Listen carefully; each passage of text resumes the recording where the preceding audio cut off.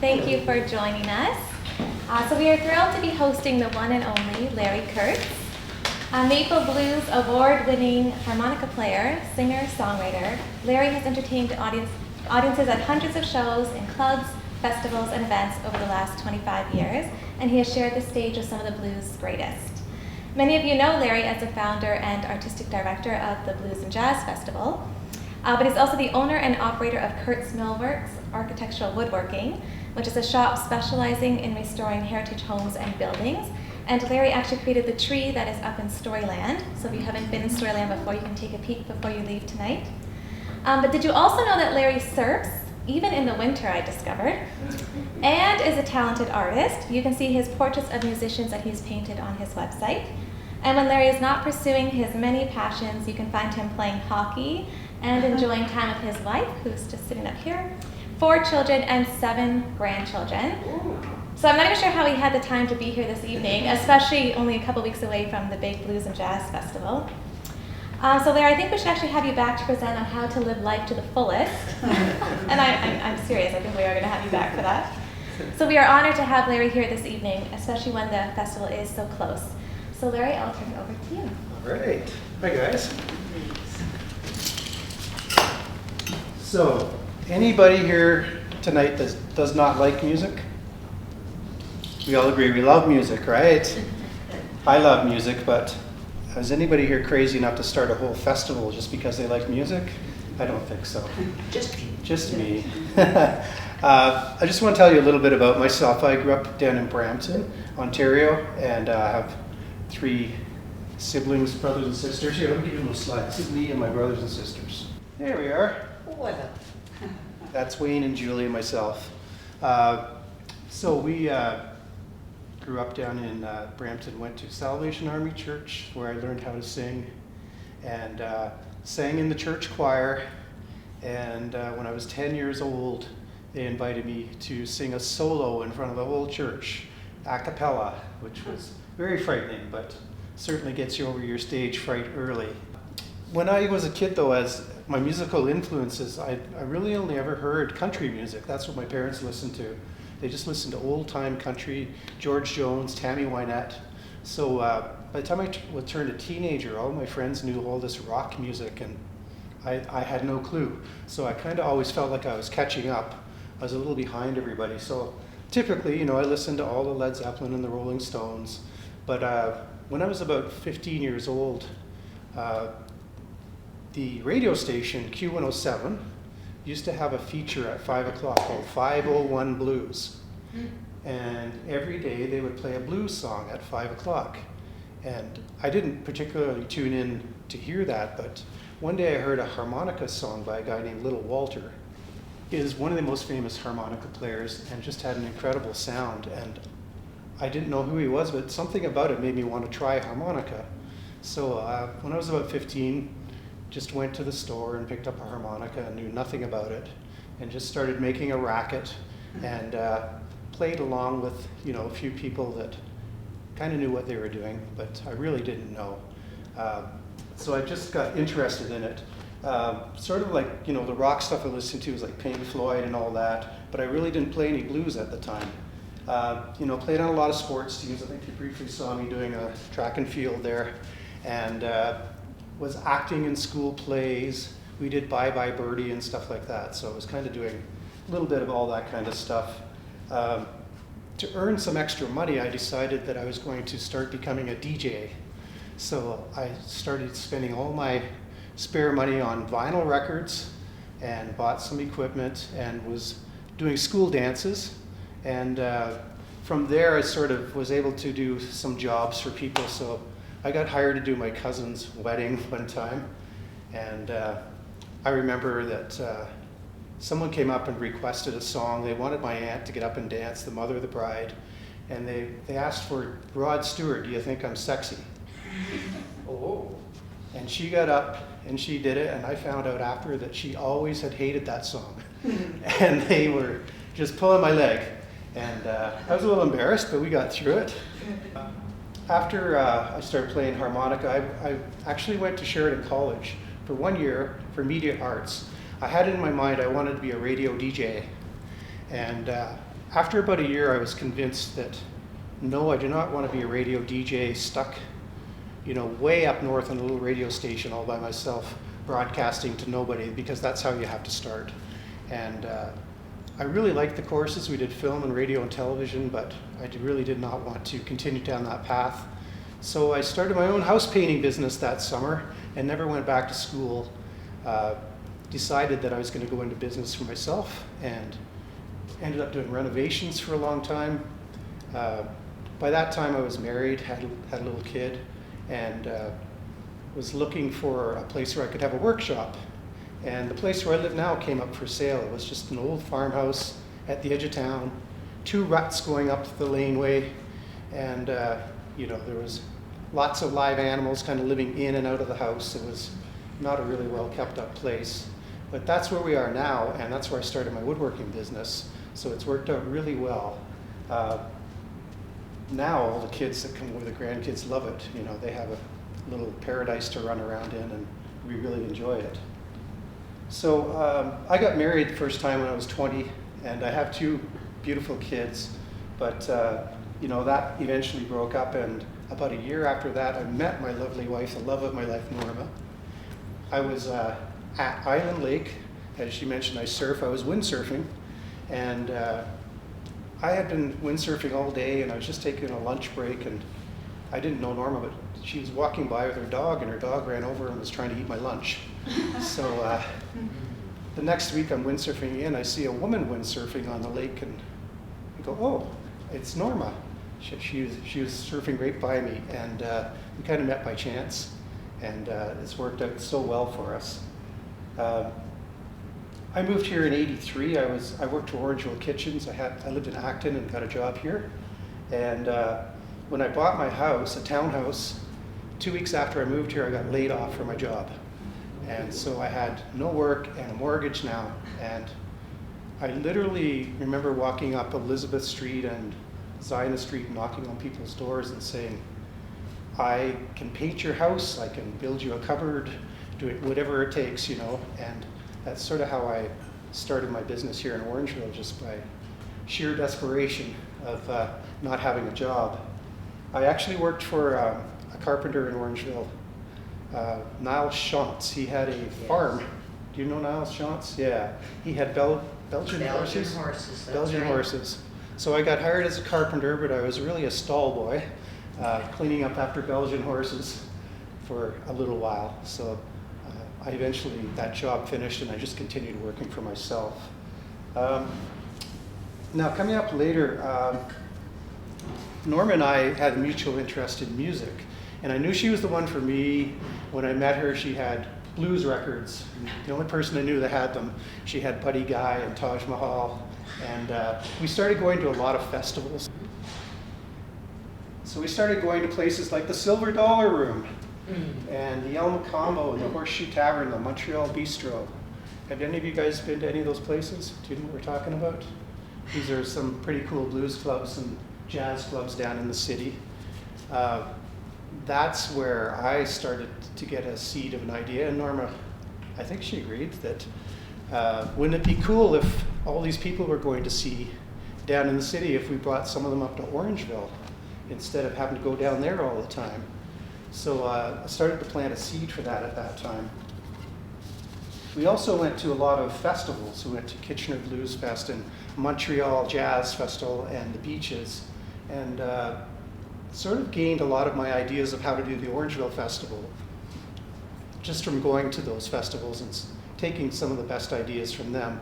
I wanted our festival to be free when I started, to make it accessible for everybody. And so these were just sort of no plans, they were just ideas in my head. Maybe it'd be cool to start bringing some music up to Orangeville. Around that time, we also had a blues club in Orangeville. Does anybody remember that? We did for about a year on Broadway, where the Black Wolf is now. That was a club called Blues on Broadway. I did not know the owners, some young guys, but we saw Dutch Mason there, the guy they call the Prime Minister of the Blues in Canada. We saw the Downshaw Blues Band. We saw Paul James. So this was great. Somebody was doing it, and I'm thinking, wouldn't it be great to have this happening on a regular basis? But it was several years later before anything like that started to happen in Orangeville. When I moved here, the town was a little bit sleepy in 1983. There was not much music happening around. There was not much happening at night, and there, we have so much culture here now. It's really incredible. But many years ago when I moved here, it was not like that. I'm going to pop a slide here. Around in the late 90s, I had a friend who was a woodworker. His name was Chris Simmons. And we both discovered mutually that we liked blues music. And Chris was a drummer. I didn't know, but we found out. And I said, hey, why don't you come over to my place and we'll jam? Just a drummer and a harmonica player. And so we used to do that basically in the paint room in my workshop. And Chris knew a guy. He knew a guitar player. So Malcolm Batty, a really cool British blues guitar player. And Malcolm started coming over to jam. Malcolm also did woodworking, so it was like a woodworkers band. Malcolm knew a guy named Bruce. There's Bruce there. That's Bruce Lee. And Bruce and I have been musical partners since then. We both do our own thing, different jobs here and there, but we've had a band together called Trouble and Strife for years. And sort of started just out of my garage, which a lot of bands do. But over the years, we ended up playing. Our first show was in I guess it's called Revival 1863 now, in the bottom of the Barley Vine. It was called the Old Train Station. We played the basement there. It was our first public gig. I was lucky enough one night on a New Year's Eve, the owners had the band Crowbar there. Does anybody know Crowbar? Yeah. Oh, what a feeling. Well, I got to jam on that song with those guys. They invited me up, so that was very cool. But Trouble and Strife, we've played festivals all over Ontario and Quebec, and we did things like blues jams, hosting blues jams in town and trying to get lots of musicians involved. I also, a little after that, joined a band up in Wasaga Beach called Wayne Puttery and the Groove Project, and Wayne was it was an 8-piece band, so I'm a lonely harmonica player playing with a big horn section in this band. But we did boat cruises and we did festivals. Part of that, we got to play in Aurelia. There's our jam night. We got to open for this guy here, James Cotton, famous harmonica player. Played with Muddy Waters and so on. And that's me getting James's autograph on this harmonica.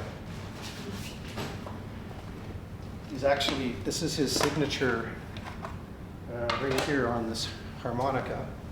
The other side is signed by one of my other harmonica heroes, a guy named Kim Wilson from the band The Fabulous Thunderbirds.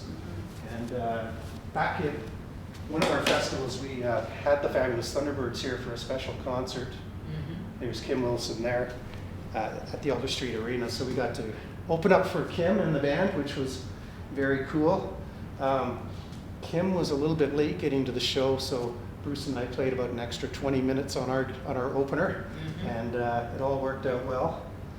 I have learned a valuable lesson too that I use to this day about hiring bands and their contracts. You know the stories of like the bands that want the red M&Ms in their rider. These guys had a huge catering rider, which it sort of was my first time dealing with a big band. So we got them everything they asked for, all the food, all the drinks, and I would say that maybe one person touched it. You know what I mean? So now, I don't tell the bands this, but a little secret is when they give me those lists, I go, X, festival, catering. That's what you're getting, and you're going to be treated well, but you're not getting the 40-ounce of rum and whatever else you've got in your contract. Shortly after that time, I decided that I wanted to improve as a harmonica player and decided to start taking some lessons. So I met up with a band that I thought, one of the best harmonica players in Canada that I knew was Al Learman in a band called Fathead. And so I sort of knew him a little bit from going to see them, and I knew that he was doing harmonica lessons in his home in Toronto.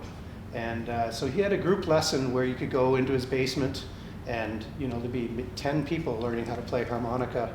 And so I did that for 5 years, going almost weekly to his place. And I credit Al totally with the big improvement in my knowledge in playing. So yeah, that's kind of where I was getting my ideas to bring, I'm starting to know some of these musicians, and wouldn't it be cool to bring them to Orangeville? One person I met at the lessons was named Andrew Kempa, and Andrew was an interesting guy. He worked at the airport, baggage handler, but he really loved blues music, and he had traveled to Chicago on a quest to find Muddy Waters' house. He wanted to go find it and visit it. So he actually did find it. I don't know the name of the street, but as he was walking, up to Muddy Waters' house, down the street comes this guy named Willie Smith. Just happened to be walking by, and they struck up a conversation. And Willie Big Eye Smith was the drummer for Muddy Waters for many years. So one of the most famous blues players in the world. This was his drummer. And Andrew arranged to bring him to Toronto to record him and do an album. And so Andrew paid for it and had some of the best players in Canada come and play. And he invited Norma and I to the recording session, which was at a club. So it was recorded live, and I got to meet for the first time Jack DeKaiser, who was playing on it, Morgan Davis, and Tyler Urema, who is now in the Downchild Blues Band. So a lot of really cool musicians were there at this recording session. There's Willie. So that's the album they recorded, and luckily we're there on the recording sessions. So we decided, Andrew and I, we would promote a live show with Willie Big Eye Smith since he was here recording. And I arranged with Perry Meeker at the Mad Hatter. Does anybody remember the old original Mad Hatter location, downtown Orangeville? So, down there. Yeah, which was in the old co-op building. So I basically built a stage out of wood so that we could actually put the band on a stage, and brought it into the club and assembled it and printed tickets and sold them and made posters. In those days there was no internet, so it was like putting posters on posts, and I don't even, how did we get the word out? We just grocery stores, bulletin boards, anything we could think of to get the word out. And we called it Willie Big Eye Smith and the Northern Blues Legends, with Jack DeKaiser and Al Lehrman. And luckily, I think the club held about 200 people. We sold it out. I was flabbergasted that people would want to come and see a show of a kind of music that is not really popular on the radio yet. I guess some people feel it in their gut, not in their heart, in their gut. They like blues music. So I did that, and I thought, man, this is easy. Let's do this again. And it's not easy. Over the years, it was cool that getting to know Willie, Bruce and I actually invited him. Bruce had a recording studio, so we invited Willie to come and do some recording with us. And he came to Bruce's studio and did some recording. So that was really cool. Although, rookie mistake for us, we already had the songs recorded and asked him to play along, whereas it would have been way more fun just to play with him. So later on I corrected that. I got to do a gig at the Winchester Arms with Willie Smith and Bob Stroger, who's another legendary Chicago bass player. We got to have them up here and have a show.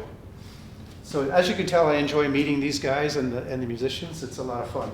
And they have incredible stories. Willie Smith, if you ever watch, everybody seen the Blues Brothers movie, the original? There's a scene on the street with John Lee Hooker playing, and it's Willie in the band playing with John Lee Hooker in the movie. So it's kind of cool getting to know those guys. So we sold out that show. A couple of years later, I decided, let's do a series instead of just a show. So we tried again at the Mad Hatter. We did 4 shows over the winter with varying degrees of success. A couple were sellouts, a couple were not. And I was sort of hooked on bringing music to Orangeville. That was around 2002 we did that. And the following year, we decided to try a concert in the Opera House. I called it Orangeville Blues Fest. I kind of regret it now because it was 1 year before Orangeville Blues and Jazz Festival. But we did a show in the Opera House, and that was well received again. So it was in my mind that this is something that could possibly work, that we could bring music to Orangeville and there was an audience for it. So I guess we did shows with Kenny Blues Boss Wayne and Downchild and Michael Pickett and yeah, Fathead, Jack DeGeyser. So a lot of fun shows.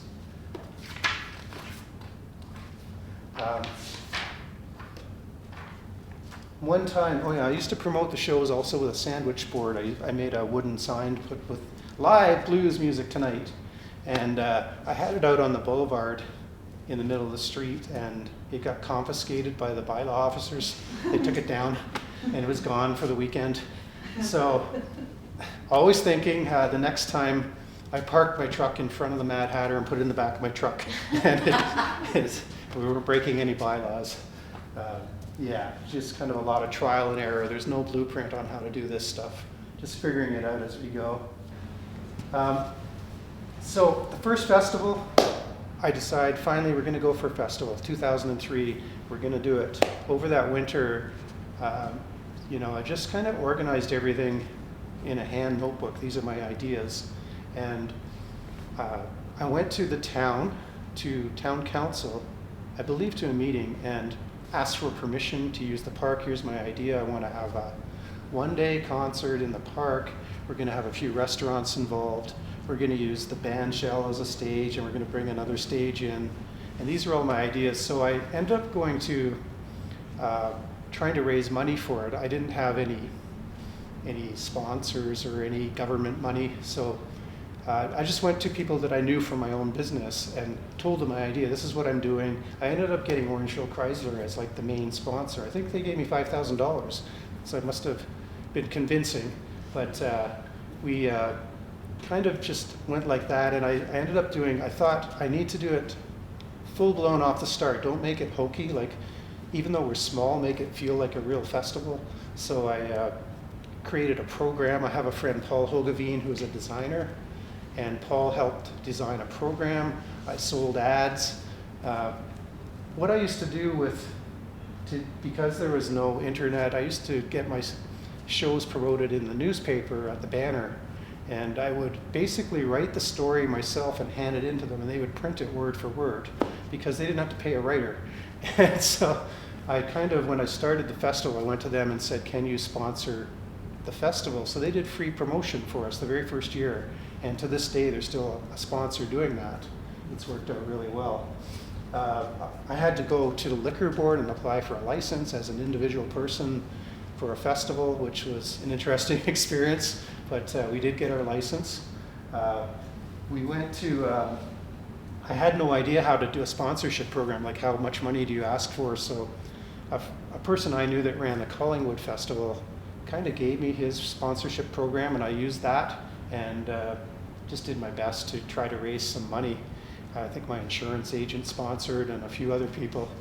I'm going to pop up a picture of that program. I think it's here. This is me, another way of promoting. This is me with, that was the very first picture that went in the paper saying there's going to be a festival, and I knew it was hokey, but I had to get attention. Like, this is the Blues Brothers. So, yeah, that was taken about 2 months, maybe 2 months before the first festival, and that went in saying this crazy guy is trying to start a festival. There's the program cover from the first year. So we, paid. All this came out of my own pocket, paying for programs and things like that, so it was a little scary. We had a beer tent, of course, because I applied for a liquor license, so we had a friend of mine, John Christie, was able to get a tent loaned to us from Arthur's Fuel, so that became our beer tent. John ran it. We also ended up, you remember you talking about the Mad Hatter, so I was going to have restaurants involved. And that spring, I think it was in February or March, the Mad Hatter burned down. And that was going to be the main venue where I was going to have everybody. And so I had to rethink it all. We ended up using a restaurant, Baba Ganoush. Do you remember that restaurant? So that's where Century 21 is now, and Broadway Music used to be. In that building was a really cool world-style restaurant. We had 5 restaurants the first year. So we, of course, can't do it ourselves. Norm and I had my family involved, and we had about 5 volunteers. So my friend Winston, who's here tonight, has been a volunteer since the start. He was there the first year. I knew Winston through my woodworking company, and he was gung-ho. He's always been that way, and he helped out Nancy Stelmack. What was Jeremy's last name? Do you remember Jeremy? I can't remember his last name. Anyways, we had, I think, about 5, John Christie and my kids and Norma, and yeah, everybody was setting up chairs and putting up tables and fences and hanging up signs for some of the sponsors. So we've now got a festival. We've got approval to go, and the first year we've planned it to start on a Thursday night. We had an opening party at the main event center on Mill Street, which is now the Mill Creek Pub. So we had a band in there the first night, and that went well. Second night we had other restaurants involved, including the Second Cup, I believe. So my band played on the Friday night in the club, and this is super exciting, and I'm all wound up and can't sleep. I think I got to sleep about 4 a.m. and felt like I just blinked my eyes, and I get a phone call. I don't keep my phone in my room anymore, but I got a phone call that from the guys bringing the stage at 6 a.m. and they're at the park. And where do we put the stage? And I said, oh my God. I had to get dressed and hustle down there, and it's just pouring rain. It was like thunderstorms. It was bad. And so I'm down there in the pouring rain, and it's a trailer stage, and we're trying to pull it up behind the town hall, and it's never been done before. We didn't practice, and it's like not level, and we're trying to figure out how to make the stage level. And we did get it set up, and we got the sound system up on there. By the middle of the morning, it was starting to lessen up the rain, and by about noon, it actually stopped. So it was cloudy, and I think we were starting the shows around 1 o'clock. By the time we started, the rain had stopped, but it was still cloudy and gloomy. But at least we were able to put on a show. So we had 7 bands that first year on the main stage, and by the time our headliner came on, who was Jack DeKaiser, as soon as he played his first note, the sun burst out. It was like incredible. It was so cool, and it worked out really well for us because I had hired Jack a few months before, and as you know, the Juno Awards were just this past week, so a lot of times they're in the middle of May, and he won the Juno Award right before our festival, so it was perfect timing that we had a headliner who just won the Juno Award. So the first year we ended up with a closing concert at the restaurant Baba Ganoush, and we had about 2,000 people total attended the thing, if you include the clubs and the park, and that year it cost to put on the festival about $15,000 of my own money, and which I didn't have. And with the beer garden, we broke even. So we were very encouraged because we didn't lose money. We were able to break even the first year. That's Trouble and Strife on the trailer stage the first year in 2003.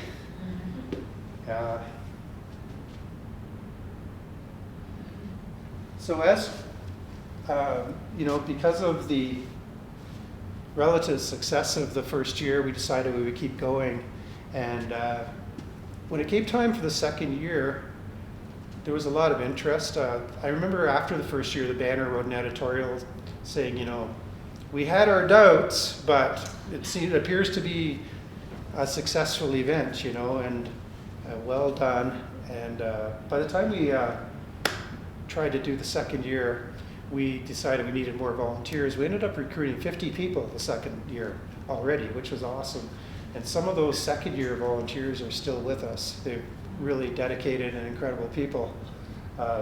Norma became the volunteer coordinator. She's a retired teacher. She had good organizational skills for the volunteers, and kind of just held meetings in my kitchen, and got it figured out. We decided we needed to go into teams. So we had security, because we had a beer garden, and Ontario rules are very strict. Our beer garden had to be double fenced, and we had to have, 6 cops, and all those things cost money. And so we had to organize a security team. We decided we'd start selling t-shirts, so we'd have a merchandise team.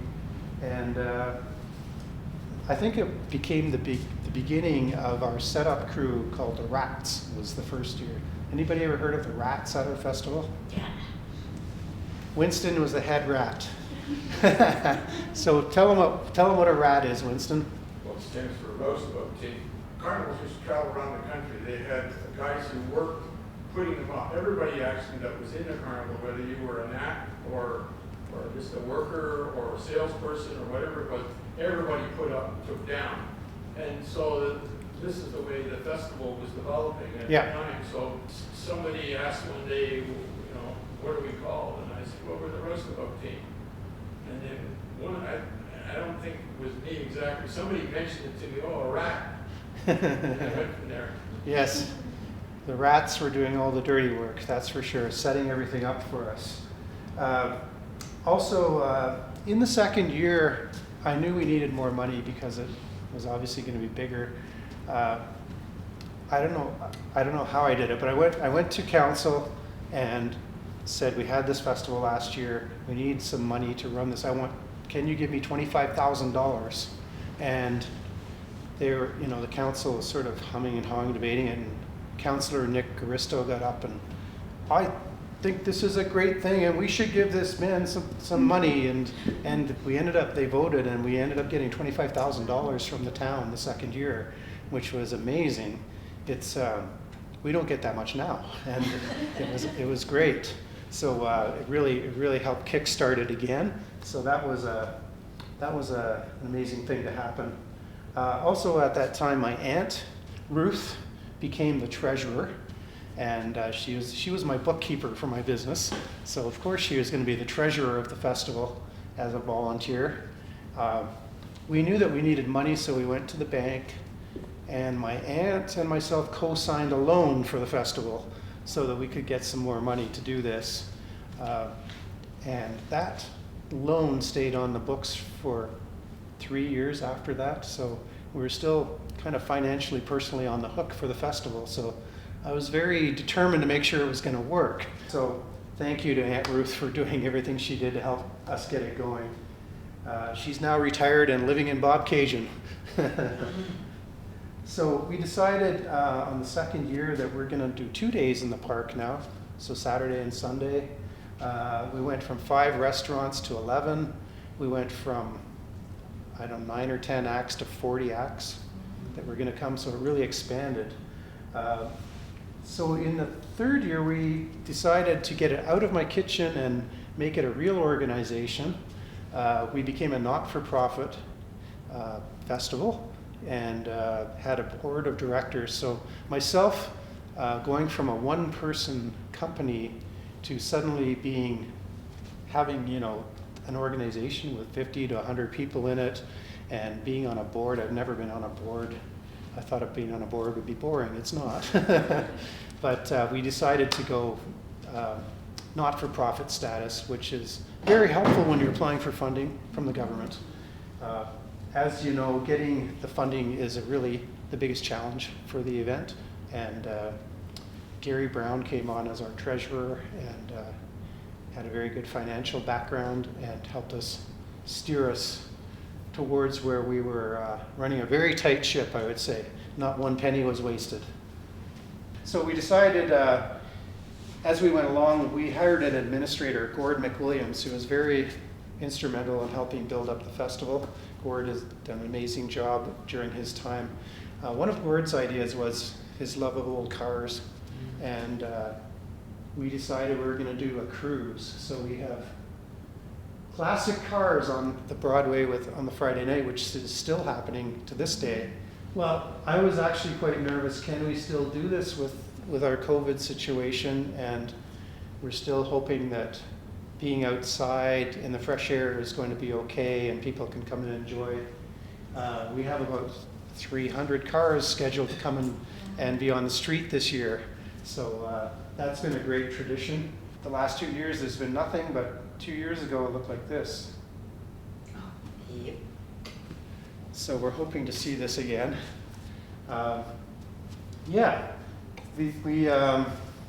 started the Blues Cruise. We got up to over 20 restaurants. We started doing some workshops in the library around the 3rd or 4th year. This year we're doing workshops here. We're having a guitar workshop with Mike Goudreau, who's from Quebec. He will be talking about the difference between blues guitar and jazz guitar and showing people the differences.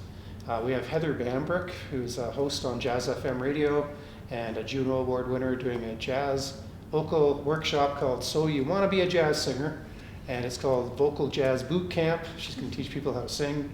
And then we have a songwriting workshop here scheduled as well on the Saturday.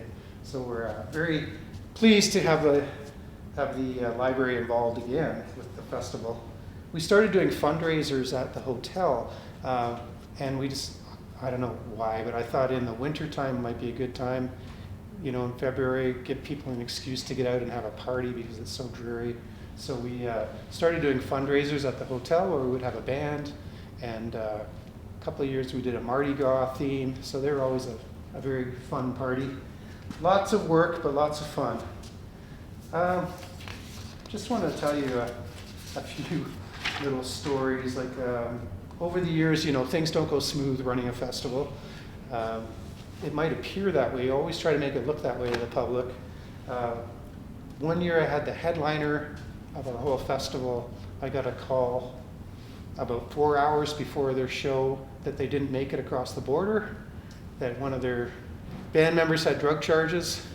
And so everybody at the festival that year played about an extra 20 to 30 minutes, and nobody ever knew that the headliner wasn't there. We improvised. Yeah, I've had other bands that are like stuck in traffic and late. We actually had a guy named Nick Ali, a trumpet player. I remember him literally in the middle of a song running on stage and just starting to play, and he was like 10 minutes late. And he still killed it. But yeah, these are the sort of the things that kind of worry you, you know. Like I also had a band from the East Coast called Carson Downey that canceled on us at the last second. And I spent the whole weekend trying to book another band to take their place as the festival was happening. So we had a band a few years ago, an 11-piece band from Ottawa. Because the hotels are very scarce at this time in Orangeville, I booked them in Brampton. And I get a call from them at 1 a.m. We're at our hotel. They don't know anything about our reservation. And it's 11 people from Ottawa at 1 a.m. And they ended up going to another hotel and sending us the bill, but it's just like, I just want to have fun. Also, because the festival was new, I wanted to have shows in the Opera House, but it seemed to be booked to eternity by Orangeville Music Theatre on that weekend. And we love Orangeville Music Theatre, but we wanted them not to be on our weekend anymore. And it took 10 years before we got to use the theater, which is right. The other interesting thing that would happen is because the theater was running, we had to end our main stage at 8 p.m. We couldn't make any noise in the main stage after 8. So our way around it was to start another stage across the street, basically in the parking lot across the street from the town hall. We called it Broadway Garden, and we had a stage there with full sound system, and we charged a ticket to come into that one. And we had David Wilcox there, and we had Downchild, Paul James, David Gogo. One night when Paul James was playing there, because it was another strict liquor laws thing, all the beers, of course, are served in cups. And one of the things that Paul James does in his act is he plays slide guitar with a beer bottle on his, and he's like, you guys got to get me a beer bottle. I'm like, well, everything's in cups, right? So I send my 16-year-old daughter home to find a beer, and then I say, when you come back, don't go to the main gate. We're going to sneak it through the back here. And we snuck in a beer and gave it to Paul James, and he drank the beer and played slide guitar with it. So we had to skirt our own rules just to make it happen. Also, with that Broadway Garden, I remember saying to Norma, we're walking from the park over to Broadway Garden, and I'm like, we must be getting big now because I can smell pot in the air. I could never smell that before. And all of a sudden, we're getting a little bit bigger crowds. In fact, we were pretty nervous to do that, weren't we, Winston, that we were going to get a rowdy crowd, but we didn't really get a problem. We've never had hardly any problems with the festival. There was one year where, in the first couple of years too, where the police came to me and said, "We want you to announce from the stage that everybody needs to move their cars off of First Street or they're all going to get ticketed." Oh. And I'm like, "No, I'm not going to announce that from the stage." And so they did. They went and ticketed every car within 2 or 3 blocks of the festival. And so in our negotiations next year, we made sure that was never going to happen again. But yeah, they're super strict about everything at first. You would stand there with their white gloves and their batons and thinking they were, I don't know what they were doing. It's a lot calmer now. I think they understand what we're doing.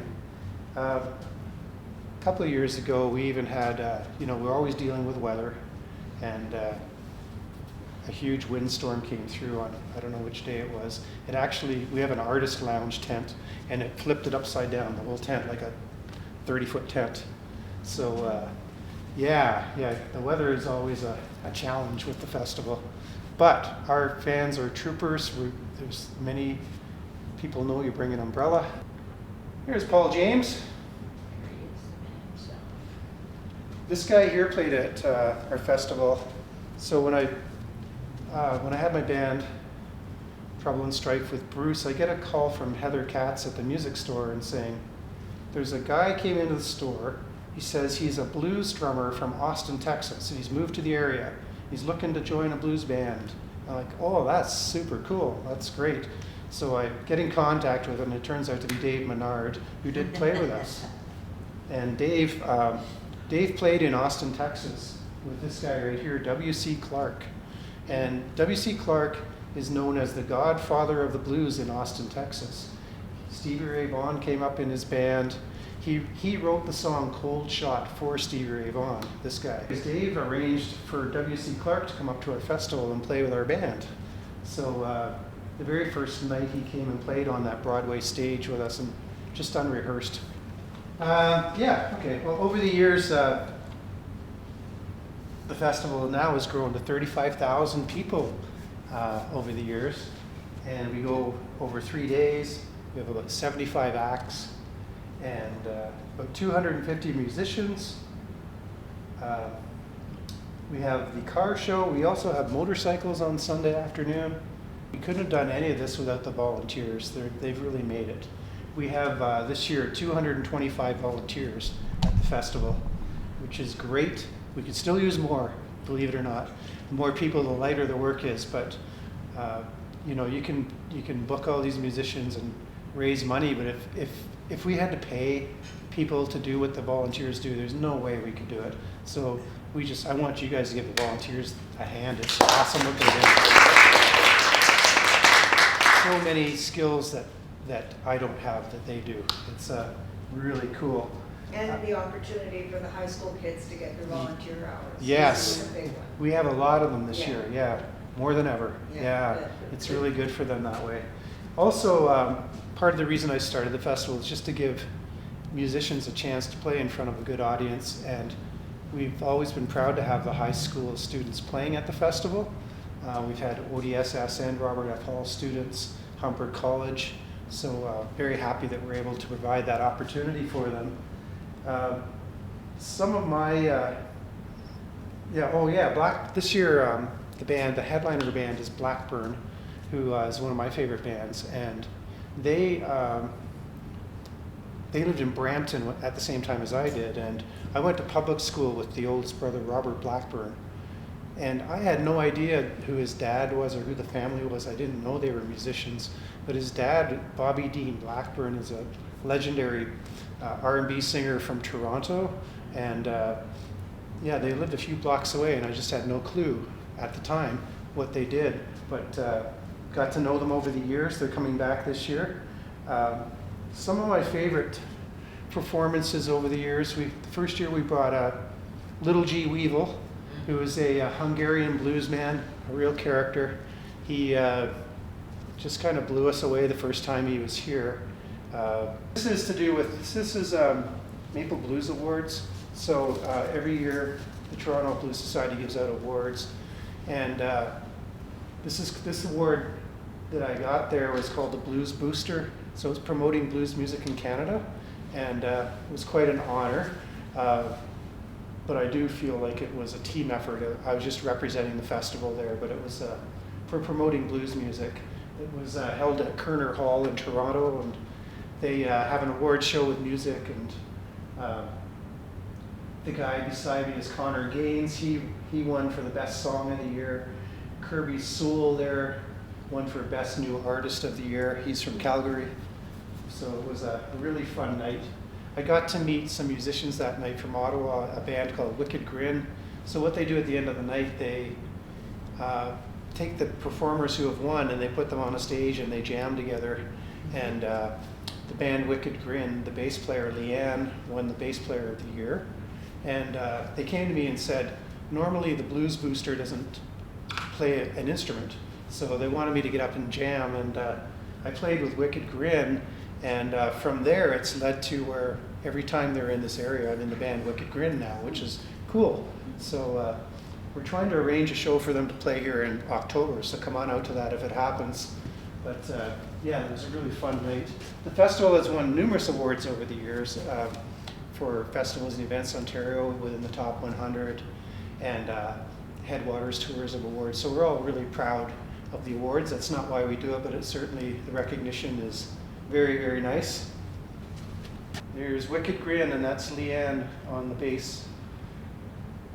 There's our volunteers. I guess you all recognize the orange shirts. Nobody is particularly happy with the color orange, but it sure works. Everybody knows that they're a volunteer. Every year we have a party for the volunteers at our place, so that's one of the parties. That's one of the smaller gatherings. Usually we get about 70 people out to a good party and have a band play in the porch. Show some appreciation. We have a lot of fun. So there's some of the bands I played in. That's Trouble and Strife, Wicked Grin, Larry Kurtz and the Lawbreakers, and then the guys with the Christmas stuff on, that's my friends Josh and Norm, the Traveling Wannabes in Orangeville. And the first time I played a gig with him was right here in the library, but we do a lot of charity kind of stuff. That was for the Optimist Christmas in the Park. So we're out there in minus whatever, freezing our fingers off. But we had a lot of fun. So there's little G. Weevil. Yeah. He wants to come back too, by the way. Of course he does. I'm on Facebook with him, and I had a conversation with him one day. He said, I'll come back. That's good. You know, that's one nice thing is the musicians love the festival, and they all want to come back once they've been here. They see how well they're treated and what fun it is, and how well organized they all want to come back. I get I don't know. There's on the main stage there's 11 spots, and I probably get about over 1,000 submissions a year of bands that want to come and play. So my job is mostly telling people, no, you can't come and play. But yeah, everybody wants to come and play here, which is a nice problem to have. That's Jill Barber there. She's a Juno Award winner. She actually played on Sunday afternoon here after doing a wedding in Vancouver the night before that. Put on an amazing show. The fellow on the right is Bill Avis in the right photo. He's the manager of the band from the 1960s. He was their manager, Robbie Robertson and all of them. He was the tour manager for the band, and that's his son there, which is Jerome Avis, who played in a show which was a tribute to the band. He is Levon Helm's godson, so he was at our festival, and that was really cool hearing all the history, especially directly from Bill about stories about the band. The guy on the left, Jimmy D. Lane, his dad was also in Muddy Waters band. He was Jimmy Rogers, was his dad, a guitar player for Muddy Waters. And that's Little Ed on the right. Jack DeKaiser, great Jack DeKaiser, one of my favorites. I consider him probably one of the very best blues guitarists in Canada. That's Norm and I at one of our fundraisers at the hotel.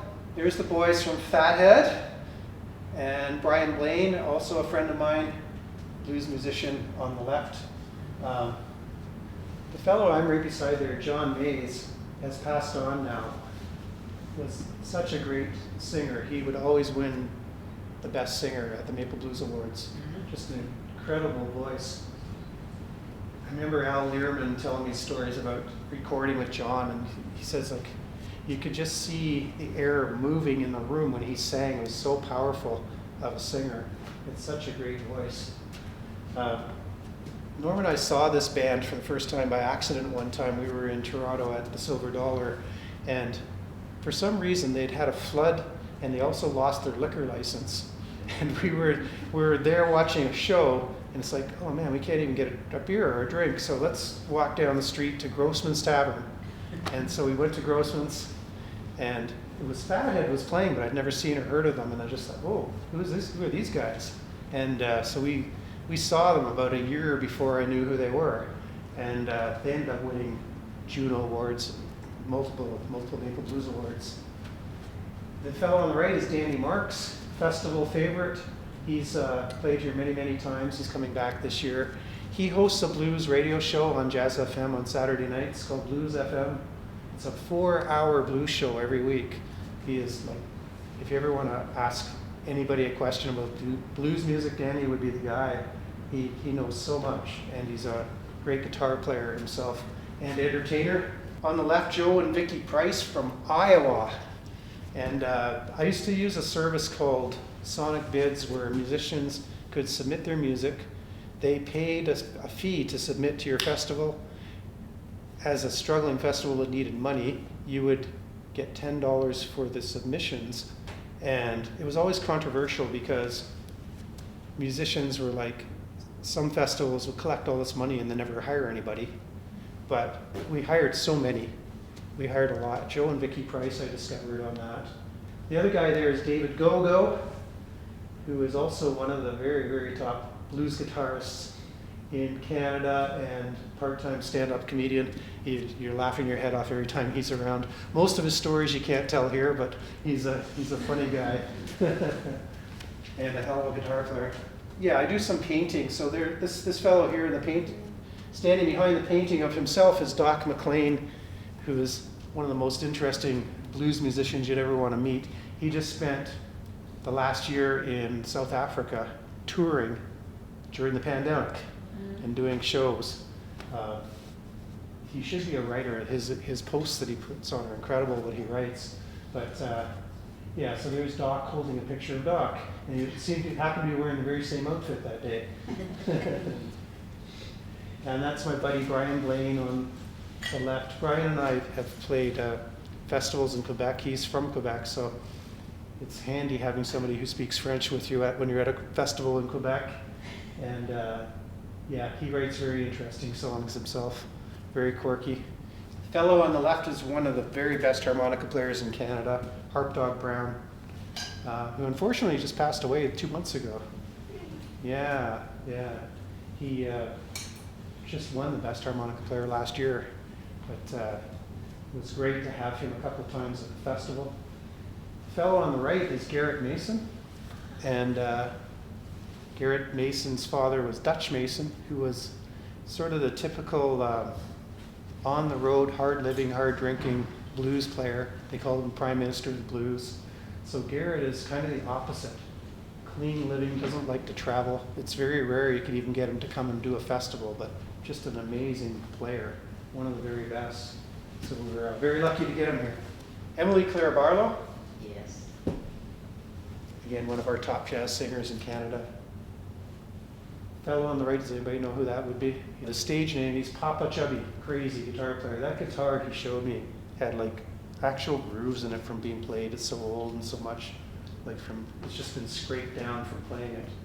From New York City, Alex Cuba, one of our best jazz musicians, actually just won a Grammy 2 weeks ago. So very cool that he was recognized that way.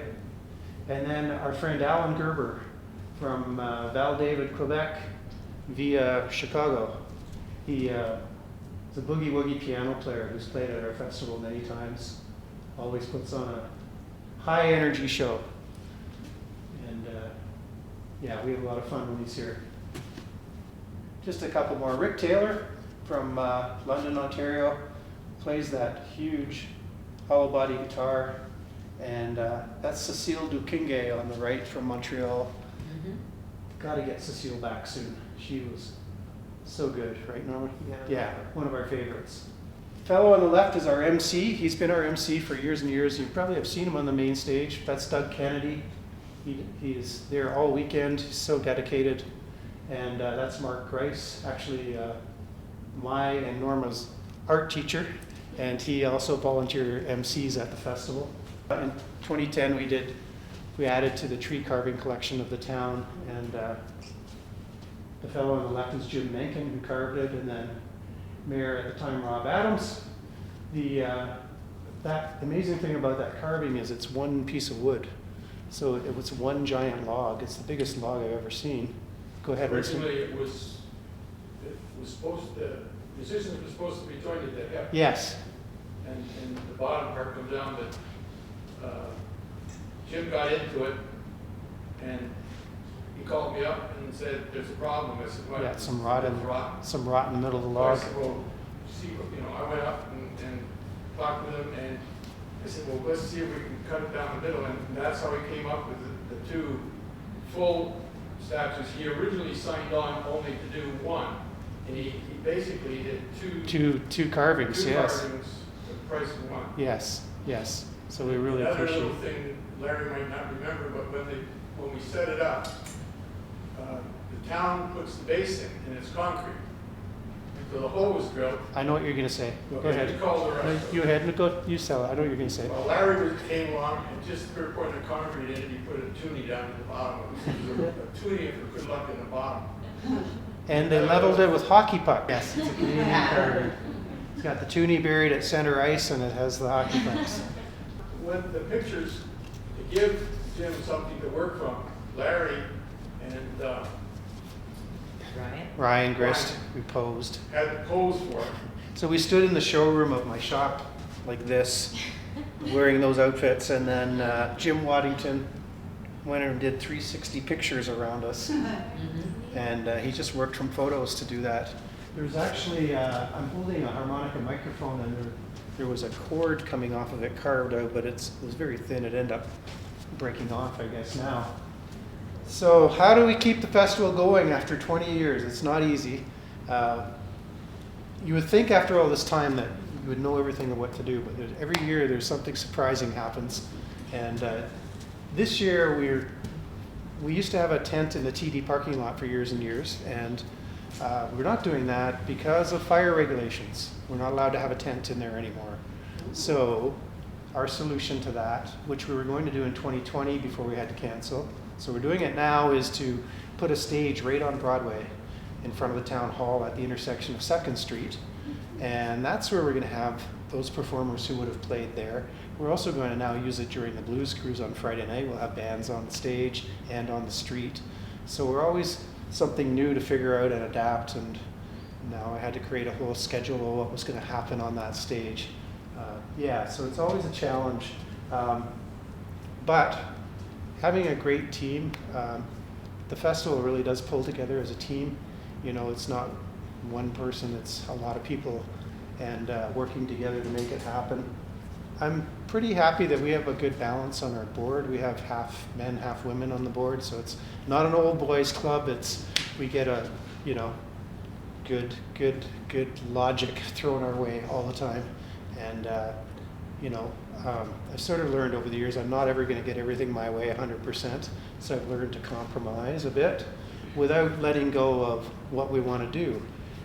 My original goal was just to give a showcase to this type of music that's not played on the radio, and there's so much talent we have in this country. I just wanted a really good showcase for the musicians. And I think we still accomplished that. But if we were only just a concert in the park, I don't think the festival would be as big or as good as it is. We have the combination of partnering with the downtown, the BIA and the businesses, and the downtown is hopping. Like, I don't see any other festival that has wall-to-wall action through the whole downtown for the whole weekend. There's just something for somebody at all times, and we're pretty proud of that. The other thing in Canada, you know, we, compared to some other countries, especially the US, our government does support the arts, and we're very lucky. And I just wanted to point that out, that we get funding from the federal government and the province. Hopefully, we've got our fingers crossed, we have a grant proposal in. Because there's an election, we won't hear until after the election. But yeah, we do get very good funding from all levels of government in this country, and I think that's something that we should be proud of and thankful for. Another way that keep the festival going is just keeping up to date on who's who in the music scene.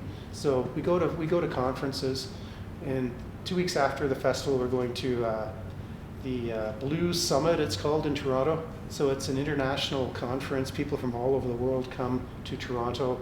There's 50 bands showcasing, so all weekend we're checking out bands. There's like workshops and all that happening. So we go to those sorts of things. Norm and I also went with our festival president, Josh, and his wife, Linda, to the International Blues Challenge down in Memphis, Tennessee. So we went down there to check out, again, I don't know how many bands were there, 100 bands? Yeah, it was crazy for 4 nights. When we were down there, one of the very best Canadian bands we know, Steve Hill, didn't make it out of the first round from the judging. It's like, oh my God, he was head and shoulders better than everybody else. So I figure it's like judging pies. Everybody has their own taste. But Steve was none too happy to not make it through the first round when he probably should have won the whole thing. But some Canadian bands, you know, so it is a big deal if you win it. Some Canadian bands have won it. Harrison Kennedy, who's coming to our festival this year, came second in his year that he was there. And Don Tyler Watson, who's played here, has won it before. It's a big deal to win that event.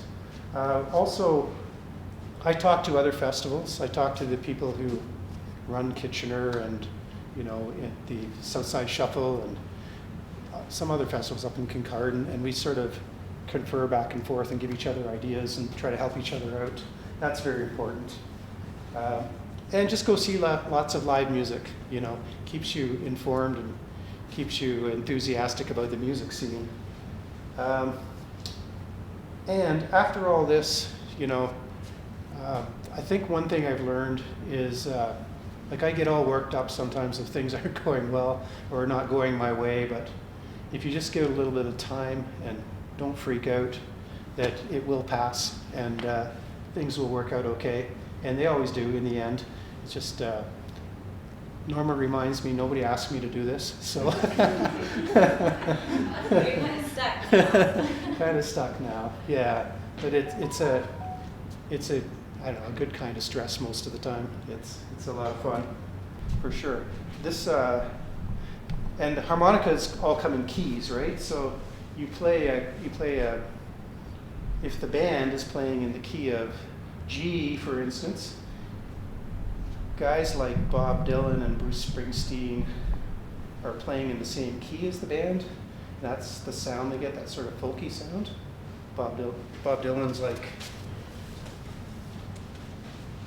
I don't know, he's like,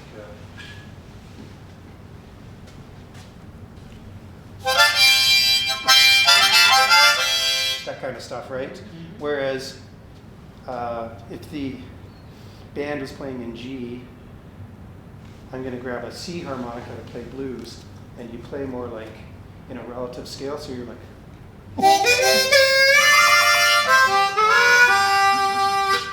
It's a way different sound than what Bob Dylan does, right? So being that they're in different keys, sometimes they're also in different octaves. So there's a regular D. This one is tuned down 1 octave, so it's a low D, so it's a deeper sound. So that's what I'm going to try for you right now.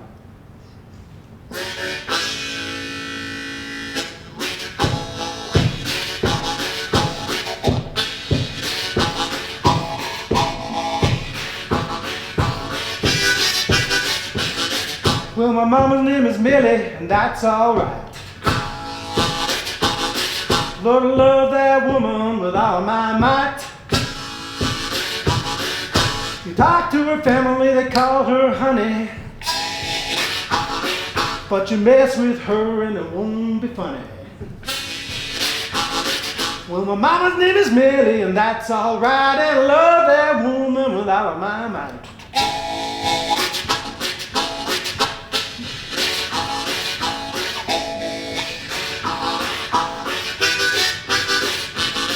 Well, she grew up down by the Credit River port. Times were hard, the money was short. All I could afford was a tiny little place. But she sure was loved, you can see it in her face. My granddaddy died when my mama was 5. 11 kids to feed, it was hard to survive. But my granny worked hard, did it all on her own. You never once heard that woman cry or moan. My mama's name is Millie, and that's alright, and I love that woman with all of my might.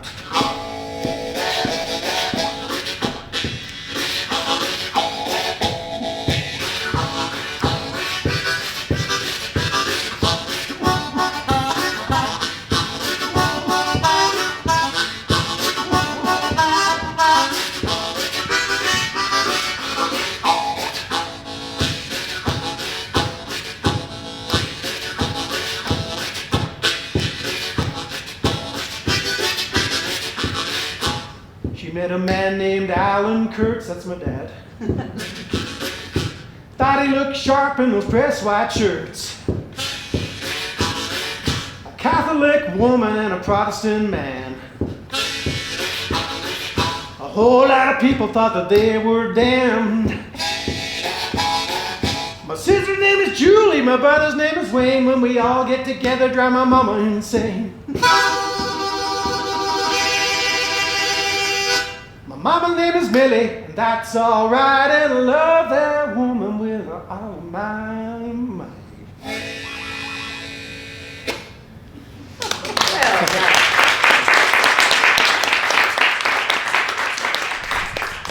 Okay, if there are any questions, I'd be happy to try to answer them. I know I've said a lot, but come out to the festival. We have a great lineup this year. Find schedules at Tim Hortons.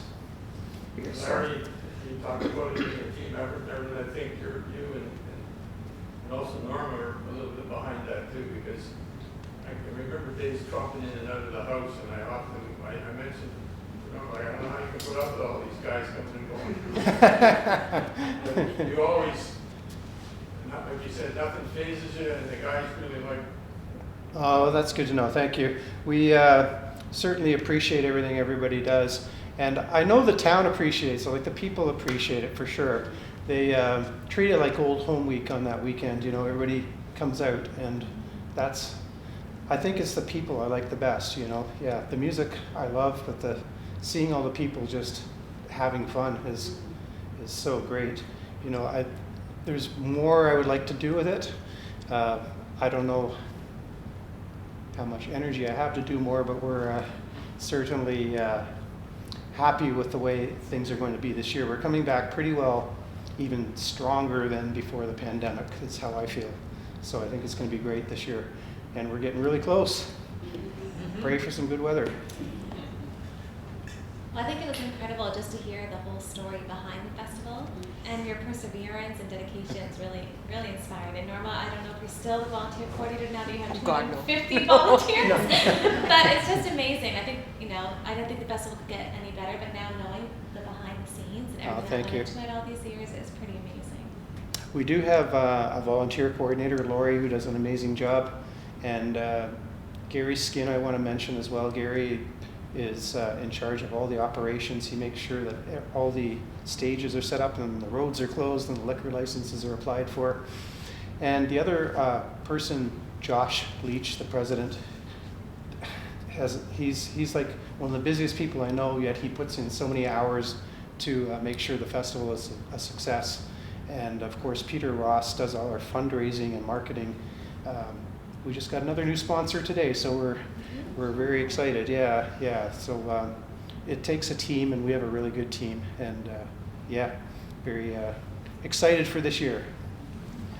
So are we. Yay. Well, thank you for having me, guys.